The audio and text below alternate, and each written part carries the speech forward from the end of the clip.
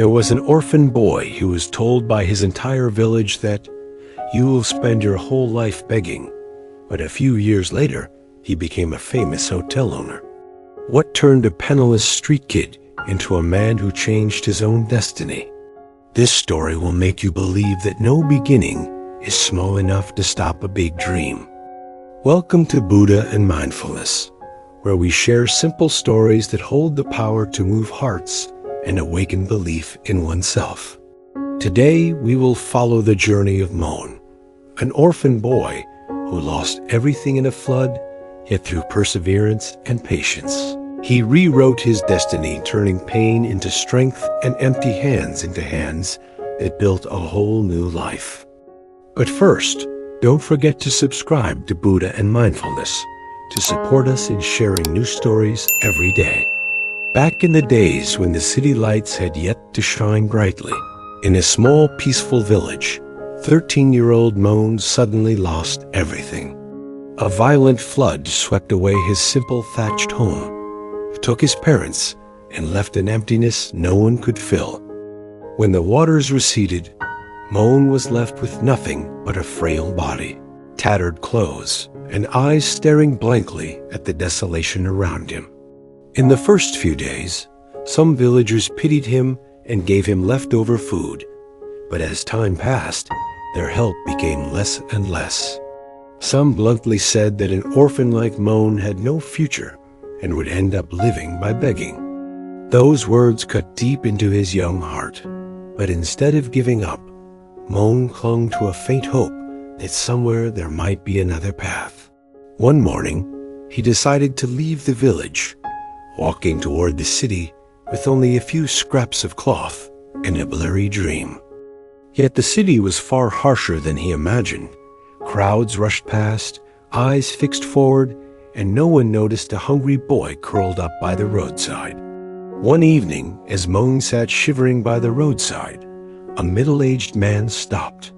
He wore simple clothes, his figure thin, but his eyes deep and warm. He bent down and asked why the boy was sitting there begging. Moan quietly replied that he had no one left and no other way to survive. The man smiled and said that destiny only helps those who help themselves. If Moan was willing, he would show him another path, one where he could earn his food through his own labor. Moan hesitated for a moment, but then nodded, knowing he had nothing to lose. The man took him to a small grocery shop, the air scented with sweets and hot tea. He told Moan that if he was willing to work, he would be paid and given food, but he had to be patient, hardworking, and honest. On his first day, Moan swept the floors, wiped tables, and washed dishes. His hands sore and blistered, yet his heart warmed when he received a few small coins and a freshly made warm bread roll. The feeling of eating something earned through his own effort was completely different from nibbling on dry crumbs given out of pity.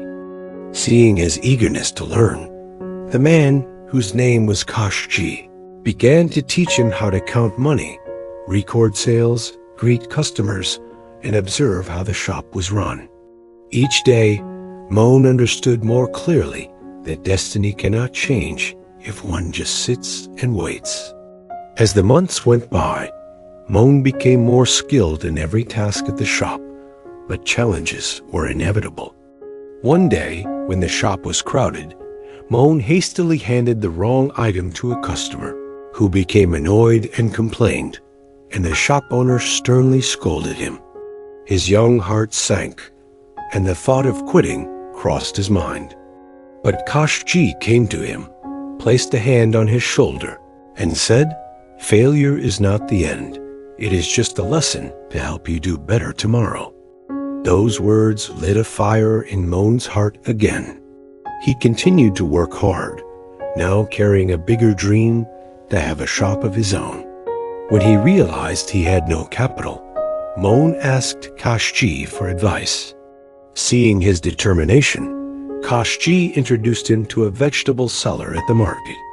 From then on, Moan pushed a vegetable cart around the streets in the mornings and evenings, returning to work at the grocery shop during the day. Whether under the blazing sun or in the cold rain, he never missed a single day. The coins stored in his small wooden box were the result of each drop of sweat and the calluses on his hands. He understood that money earned through honest labor was the most precious thing, and after several years of persistence, Moan had saved enough to buy a tea and snack cart. On the first day of opening, as the steam from the tea rose, he realized it was not just the scent of tea, but also the scent of patience, honesty, and self-respect. Customers came in growing numbers, and his small cart soon became a familiar gathering spot. From that cart, Moan expanded into a small eatery and then into a modest hotel.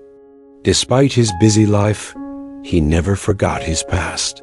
Moan spent time teaching skills to other poor children, telling them never to wait for destiny, but to create it with their own hands. One night, as he sat in front of his hotel, looking at the street corner where he once begged, Moan smiled, his eyes filled with contentment.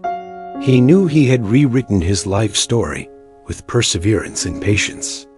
Moan had become living proof that the starting point does not decide the destination. It is the way we keep walking that shapes the path ahead.